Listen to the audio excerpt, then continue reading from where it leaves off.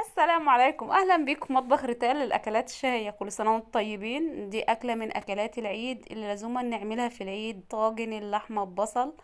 وصفه من وصفات اكلات العيد اللي هي اللحمه بالبصل. بصي، اللحمه في العيد بنعملها باشكال كتير، فمن ضمنهم طريقه طاجن اللحمه بالبصل. حاجه كده تحفه، حاجه كده روعه بجد. بصي تاكلي صوابعك وراها، وريحتها كمان جايبه لاخر الشارع.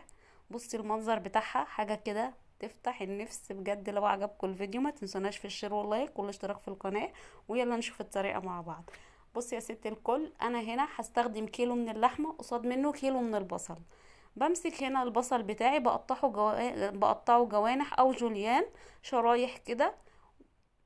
يبقى لكل كيلو من اللحمة كيلو من البصل. هتستخدمي اقل هتستخدمي اكتر حسب كمية اللحمة اللي انت هتستخدميها. استخدمتي كيلو يبقى هتستخدمي كيلو بصل، استخدمتي نص كيلو لحمة يبقى هتستخدمي نص كيلو من البصل. بعد كده بجيب اللحمة بتاعتي. طبعا ده كيلو من اللحمة، بقطعها كده شرايح مش سميكة قوي، لا، خير الامور الوسط.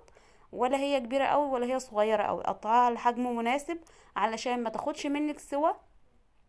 غير كده كمان تستوي معاكي على طول. هنا طبعا معايا الكيلو البصل، هنزل عليه بمعلقه من الكمون، معلقه من الفلفل الاسمر. هتبل البصل بالفلفل والكمون علشان بصي ريحه الفلفل والكمون على البصل. بصي بتبقى ريحتهم حلوه جدا. وكمان بتتبلي البصل كده، البصلايه بتبقى متبله ومن جوه ومن بره بالفلفل والكمون كده. بجد ريحتها بتبقى خطيره. انت اول ما بتحطي الفلفل الاسمر على البصل بيديكي ريحه حلوه، ما بالك لما بتحطي الفلفل والكمون بقى الاتنين بيدوكي نكهه واو روعه. بعد كده بنجيب ووك على النار، بننزل بمعلقتين زبده وكمان معلقتين من الزيت او ربع كوبايه من الزيت. طبعا زي ما اتفقنا ان اللحمه بتاعتنا انا مقطعاها شرايح، يعني قطع سميكه، يعني مش سميكه قوي ولا رفيعه قوي. ماسكه نفسها يعني حلوه، يعني خير الامور الوسط. بعد كده بنزل بقى بقطع اللحمه بتاعتي ديت. وطبعا قطعه اللحمه اللي انت حباها واللي متواجده عندك، مش لحمه معينه، حسب القطعه اللي انت بتحبيها. بتنزلي كده في الوok بتاعك. وطبعا بنشتغل على نار عالية، مش بنشتغل على نار هادية. لو جيت اشتغلتي على نار هادية اللحمة هتنشف منك وهتنزل السوائل بتاعتها. لا، انا بشتغل على نار عالية علشان ادي اللحمة بتاعتي صدمة. وبعد كده اقلبها من الجنب ده للجنب ده، ان هي تاخد اللون المتكرمل بتاعنا.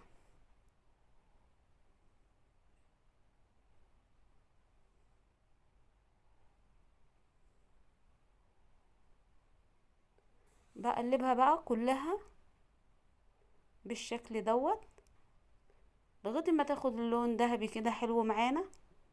وبعد كده نبهرها بقى.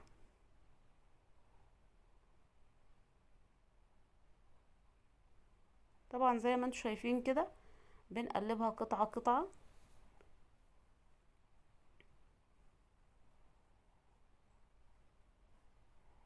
بالشكل دوت لغاية ما بخلص الكمية كلها تقليب بقى.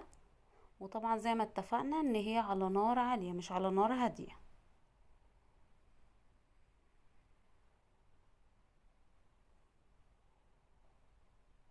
بعد كده بقى هجيب البهارات بتاعتنا. انا ما بنزلش بملح في الوقت الحالي خالص. طبعا هنا ابتدي انزل بالبهارات بتاعتي بقى على اللحمه. معلقه من بهارات اللحمه، معلقه من الفلفل الاسمر، معلقه من الكمون، ربع معلقه من القرفه. هنا انا ما بحطش ملح خالص، هنزل بمعلقه صغيره، انا مستخدمه معلقه صغيره، معلقه صغيره من البابريكا. هبتدي ان انا اشوح بقى الكلام ده. معلقه صغيره من الكزبره الناشفه، هنا الكزبره الناشفه بتدي ريحه حلوه جدا. وهنزل كمان بفصين من التوم، بس اقلب اللحمه شويه في البهارات بتاعتنا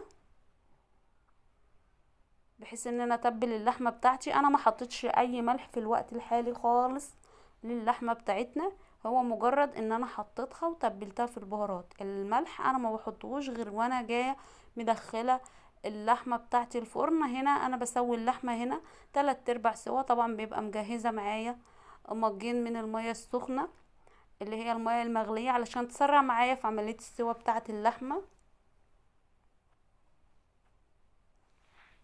هبتدي كده ان انا اقلب اللحمة بتاعتي. هنزل هنا بالكوبيبة الصيني، وكمان هنزل بورقتين من ورق اللوري، وهقلب كويس جدا. هنا دي اخر حاجة ربع معلقة من القرفة. هي القرفة هنا بتدي ريحة حلوة قوي ونكهة حلوة قوي.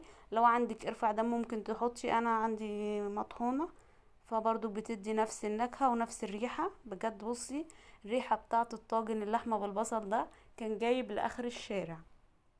هنزل كمان بفصين من التوم بقطعهم كده، او ممكن تهرسيهم بالشكل دوت، واقلبهم مع اللحمة بتاعتي بحيث ان اللحمة بتاعتي تاخد برضو من التست بتاع التوم. شايفين شكل اللحمة بتاعتي بعد ما اتبلت بالبهارات بقى؟ هبتدي انزل بقى بالبصل بتاعي. طبعا البصل زي ما اتفقنا ان احنا متبلينه بفلفل وكمون. لغايه دلوقتي احنا ما حطيناش اي ملح. ببتدي ان انا احط كده في الوok بتاعي مع اللحمه البصل بتاعي كده، وببتدي ان انا اقلب. وزي ما اتفقنا ان شغلي كله على نار عاليه. اول ما ببتدي ان انا احط الميه المغليه بهدي النار، علشان طبعا اللحمه تستوي براحتها. النار العاليه ما بتسويش الحاجه بسرعه يعني، انما النار الهاديه ممكن تسوي. يعني ممكن تبقى معليه العين بتاعه البوتاجاز قوي ما تستويش، مش زي ما بتوطي العين كده الحاجه بتاخد وتدي كده وتستوي براحتها. طبعا انا نزلت بكميه البصل بقى. هبتدي ان انا اقلب بقى ايه، وهنزل هنا بكوبايتين من الميه المغليه. انا علشان كيلو لحمه مستخدمه كوبايتين. انت طبعا حسب الكميه بتاعتك اللي انت مستخدماها. لو مستخدمه مثلا كيلو، نص كيلو من اللحمه، يبقى هتستخدمي كوبايه من الميه. انا هغطيها وكل من وقت للتاني ابتدي ان انا اقلبها بالشكل دوت لغايه ما البصل بتاعي يبتدي ان هو يدوب كده، وتحس ان هو ايه قرب على سوا. وتيجي تمسكي قطعه اللحمه كده تحس ان هي قربت تستوي. لو مستعجله عليها ممكن تحطي نص معلقه من الخل. انا هنا نزلت بفلفل وبقرن فلفل من الرومي ونص قرن فلفل. يعني الخطوة دي اختياري، حابة تعمليها اعمليها، مش حابة تعمليها اللي انت تحطي خضار اللي هو فلفل وطماطم وبصي وفلفل حار. بعد كده بقى حطيت الملح بتاعي، ظبطت الاكل واديته الملح المظبوط بتاعي. بجيب الطاجن بتاعي بقى وابتدي ان انا ارص اللحمة في الطاجن بتاعي، وبعد كده بقى انزل بالخليط الجميل بتاعنا دوت. بصوا ريحته واو، ريحته تحفة جدا. لو قعدت اقول لكم من هنا يعني كتير. بجد جربوا الطريقة وانت هتشوفوا الفرق والطعم والريحة كمان. حاجة كده كانت جايبة لاخر الشارع. بجد طعم يبهر وريحة روعة. وزي ما قلتلك لو انت مستعجلة على السوا، ربع معلقة من الخل على اللحمة بتاعتك مش هتاخد منك اي سوا. هبتدي بقى ان انا انزل بالخليط بتاعنا الحلو ده كده وادخله الفرن بقى. هدخله الفرن هنا بقى واسيبه بقى ايه يستوي مع نفسه كده. البصل بيطلع معاكي دايب، الفلفل دايب، اللحمة بتاعتك قطعة اللحمة كده بتطلع دايبة شاربة من الصوص بتاع البصل. بجد بصوا انا مهما اقول لكم كان طعمه حلو، اكيد لما تجربوه طبعا ده طاجن اللحمة بتاعنا اهوت بعد ما طلع من الفرن. شايفين المنظر بتاعه؟ بجد منظره رهيب. كمان هطلع لكم نزينه كده بعود من البقدونس او ورقتين من البقدونس علشان نفتح اللون. هو مش محتاج كلام، بجد منظره تحفة جدا. وهوريكم قطعة كمان من اللحمة بتاعتنا. شايفين الشكل؟